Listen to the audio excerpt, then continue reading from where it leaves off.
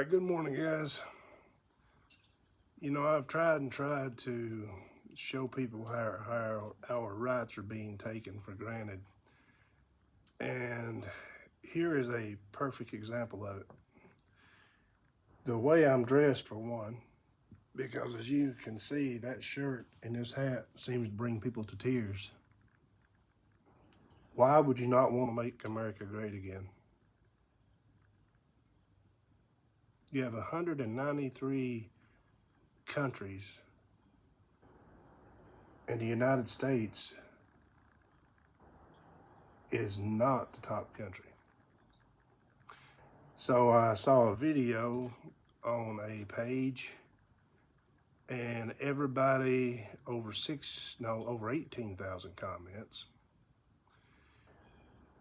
over the name of the cow.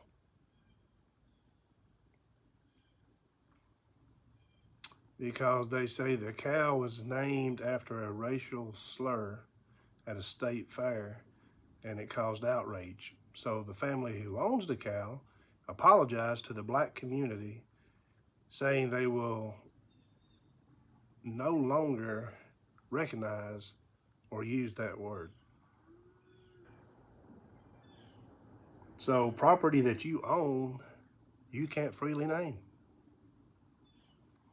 And the woman that started it all, she said, I know people like to just argue and say whatever on the internet, but the cow was not named because they changed the name of the cow for the video. Instead of just saying the word jigaboo, which is what the cow was named. I'm not sure how else to explain it. She tells you to Google it, and she says the term is no less racist. Enjoy your day. And then one reply to her was, you know, freedom of speech has its consequences. Well, then freedom of speech is not freedom of speech. If you have consequences, it's called censorship. The definition of freedom of speech is the power to write, act, speak, and change as one wants without hindrance or restraint. That is the definition of freedom. So are we supposed to ask permission or check with the ACLU, Black Lives Matter, the Alphabet Kids, you know, before we name our children, before we name our streets, before we name our pets? I mean, something's always going to offend someone. You know, that's where you're stepping on people's freedoms, because we're catering to certain groups, and that needs to stop. You know, what happens when they don't like your name? What happens when they don't like your pet's name or your children's name? You know, are you going to change those names? You know, I guess if we look at it that way, then I need to change the name. Me and my best friend need to change the name of our dogs, because my dog's name is Gunner and his dog's name is Ruger.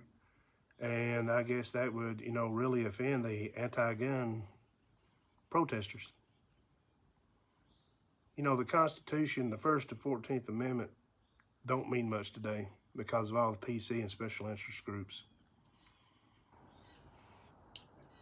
All of this over someone's private property, and it makes news and hurts feelings.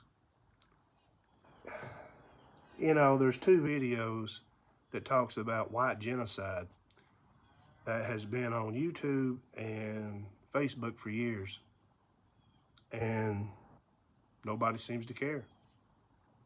White genocide, the killing of the white race.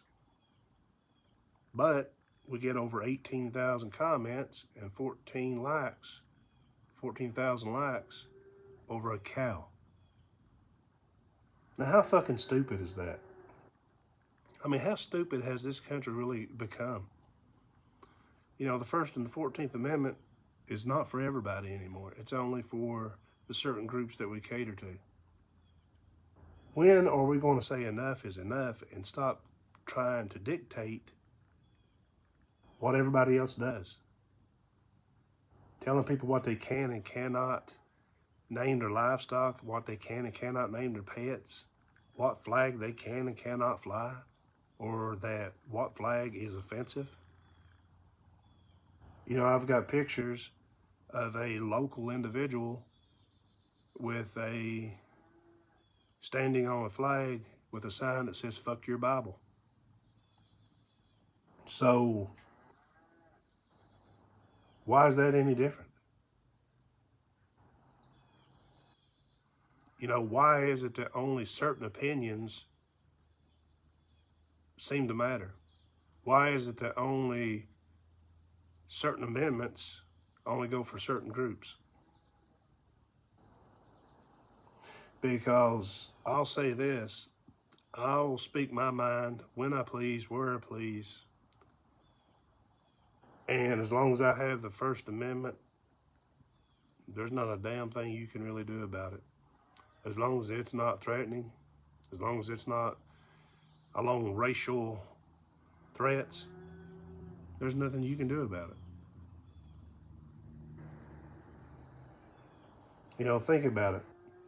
We're catering to these special groups, and the normal average day person is losing their freedoms and their rights. When you have to apologize for what you named a cow to a certain group in a free country, it's no longer free.